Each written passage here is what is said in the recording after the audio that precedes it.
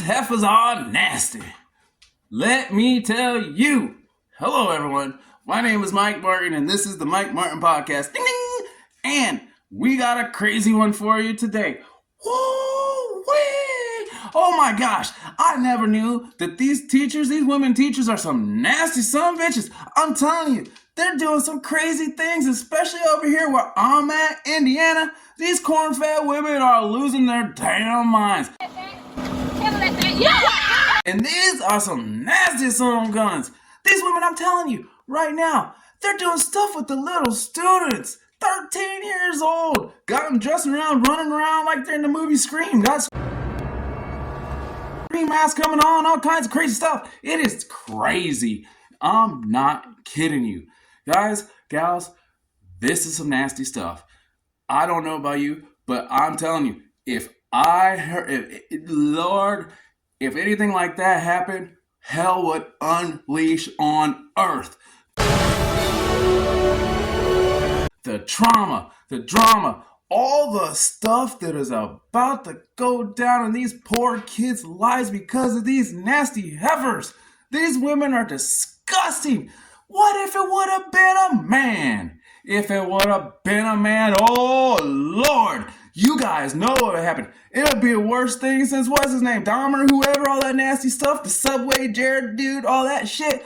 Oh, oops, I wish I had a beat button. But point is, disgusting. And I hope they throw the book at that heifer. I hope they throw the book, and I hope that she gets put out on in a what's that? Look, Ecuador with all that shit. I don't care wherever.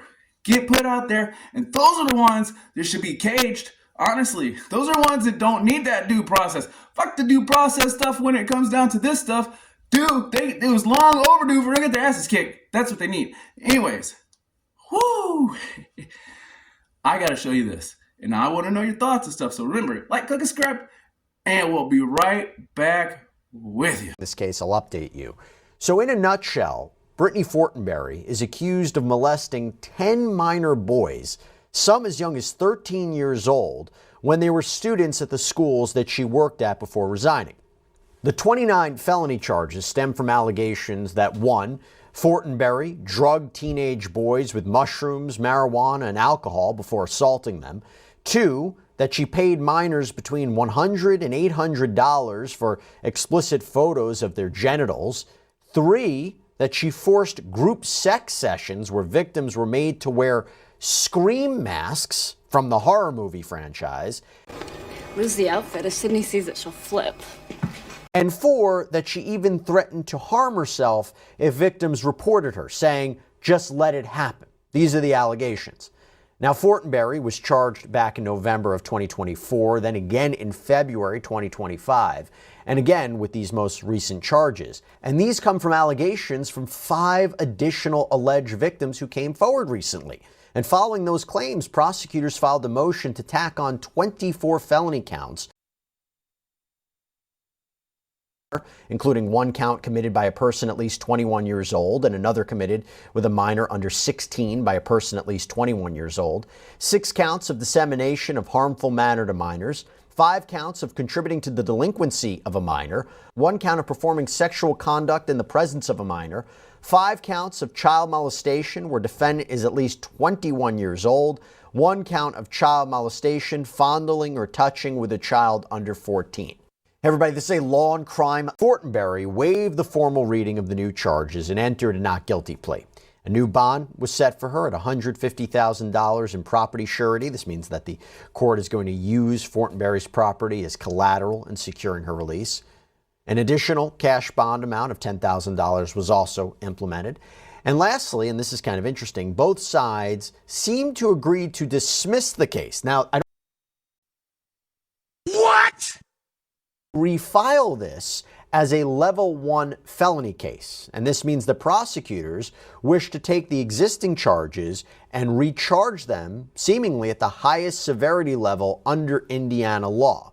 And we're going to talk more about what this means a little bit later on, because we're going to bring on we have more information about Brittany's husband, Nicholas Fortenberry. And if you recall, He was also arrested and charged with intimidation and failure to report a crime. So prosecutors are essentially alleging that not only did he basically know what was happening, but he decided to not do anything about it, and even allegedly threatened an alleged victim for coming forward. We talked a bit about Nicholas Fortenberry in a previous episode of Sidebar, but a newly released transcript from a probable cause hearing is giving us a frightening perspective into his alleged involvement in all of this. So on March 6th, an investigating officer testified in court on the allegations, and the claims he brought forth are quite egregious. He testified that Nicholas came up in his investigation because one of these alleged victims mentioned a horrifying encounter that he allegedly had with him regarding what was supposedly going on between this minor child and his wife, Brittany. The officer's testimony reads, Nick came up because victim number 2 disclosed that he was with Brittany and another unknown child. They had went to do some grocery shopping. When they returned to the residence, victim 2 and another unknown child, and then Brittany, Nick, had arrived home from work.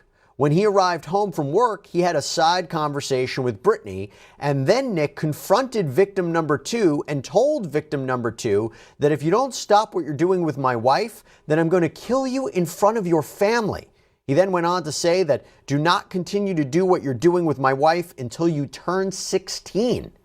And mind you, this child was 13 at the time this supposedly happened. Now, as for Nicholas, he posted a $600 bond. There's a jury trial in the books for him in July. We'll get a little bit more into the details on Nicholas Fortenberry in a minute, but just for some context around this alleged victim, this is a child who reportedly told police that Brittany spent hundreds of dollars on him in a mall, that she sent him nudes and videos of herself having sex with other men, and probably the most horrifying, he claimed that she coerced him and his friends into all engaging in sex and sex acts with her at the same time, group sex, where they had to wear scream masks. Yes, from the horror movie. You heard that correctly. But August 23rd, and Fortenberry reportedly resigned from her position from the MSD, the Metropolitan School District of Martinsville, although again, as we mentioned earlier, the district claims her resignation was unrelated to these allegations. But then just 3 months later, in November, she was charged with 2 counts of dissemination of harmful matter to minors and 2 counts of harassment using a computer network or electronic communication. And to kind of give you a snippet of what we're dealing with here, the investigating officer, Patrick Williams, interviewed 2 alleged minor victims back in September. And one of them told the officer, reportedly, that Fortenberry began following him on Instagram and sending him normal messages, but then things became highly disturbing. Here's what that minor had to say about the alleged communications with Fortenberry, and this apparently happened inside a classroom. Quote, alleged minor victim said that she was showing him a picture of something and thought it was her home gym. Alleged minor victim said that she then sits her phone down, making it a point so he could see it, and her photo gallery was open with photos of her completely naked. And on a different occasion, quote, alleged minor victim said that she sent him a picture of her room, and in the picture was a stripper pole. Alleged minor victim talked about her telling him that after she left Martinsville that she was a stripper, how she had an OnlyFans page, and she did exclusive stuff on her Snapchat stories. Yeah, and that's not even the worst of this. And it kind of gives you an idea of how inappropriate this is if true. The victim said he's there because he doesn't want Brittany Fortenberry to molest more kids. Alleged victim said that some of the victims are considering talking about what happened, and there's others that don't want to talk about it. And this child was right. More alleged victims apparently came forward, many more. And before they did, Fortenberry was charged with 3 counts of sexual misconduct with a minor, another count of disseminating harmful matter to minors, and 1 count of contributing to the delinquency of a minor. And remember, this is before 5 additional minors came forward and dozens of new charges were filed. Photos of herself using sex toys. Another claimed that she pleasured herself to his school photos and sent him videos of herself performing sex acts with his boxers. And another even claimed that he was drugged by Fortenberry before she engaged in sexual misconduct with him. But maybe by far the most disturbing claim that was made in the affidavit comes from the boy that we mentioned earlier, who described essentially that he was first groomed by Fortenberry, who says that she purchased hundreds of dollars worth of clothing and shoes for him when they were at a mall together, only to take him back to her house along with friends and seemingly pressure him into doing something that's incomprehensible. According to the affidavit, alleged victim said that Brittany gave them shrooms. Alleged victim said that Brittany turned on a movie, and about 30 minutes into the movie, Brittany asked one of his friends if they wanted to gangbang her. Alleged victim continued, saying his friend said sure. Alleged victim said that Brittany had one condition for them to have the gangbang with her, and that was that they had to wear a scream mask. Yeah, the scream mask. In turning her in, Nicholas Fortenberry instead allegedly not only knew about this behavior, but he also even allegedly threatened some of the minors. According to the affidavit filed last month, alleged victim also mentioned that Brittany had shared that if any of this came out, that she would kill herself. Alleged victim said Brittany told him that if anyone found out that Nick would slaughter him in front of his family.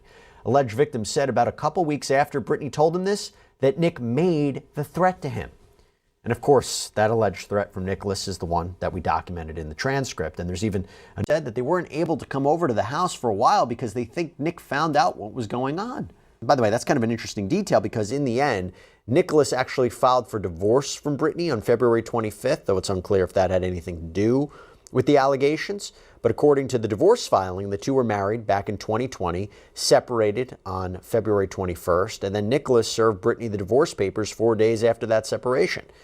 Okay, so now I want to bring on...